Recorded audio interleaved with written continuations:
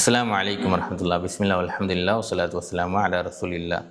அல்லாஹ்வுடைய தூதர் கூறினார்கள், அல்லாஹ் ரப்புல் ஆலமீன் இரவின் 3ஆம் பகுதியில் ஒவ்வொரு இரவும் கீழ்வானத்திற்கு தன்னுடைய கண்ணியத்திற்கு ஏற்றவாறு இறங்கி மை யதுஊனி ஃபஅஸ்தஜீப லஹு, யார் என்னிடம் கேட்கிறார்களோ அதனை நான் அங்கீகரிக்கிறேன்.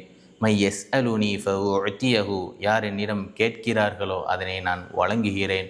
மை யஸ்தஃபிருனி ஃபஅஃபிர லஹு, யார் என்னிடம் பாவ மன்னிப்பு கோருகிறார்களோ அவர்களை நான் மன்னிக்கிறேன் என்பதாக கூறுவான் என்பதாக அல்லாஹ்வுடைய தூதர் கூறினார்கள். அன்பிற்குரியவர்களே, இந்த ஹதீஸ் எதை அறிவிக்கிறது என்று சொன்னால் அல்லாஹ்வுடைய அன்பையும் கருணையையும் அறிவிக்கிறது. அப்பேற்பட்ட அன்பும் கருணையும் வாய்ந்த அல்லாஹ்விடத்திலே நாம் பிரார்த்தனை செய்ய வேண்டும்.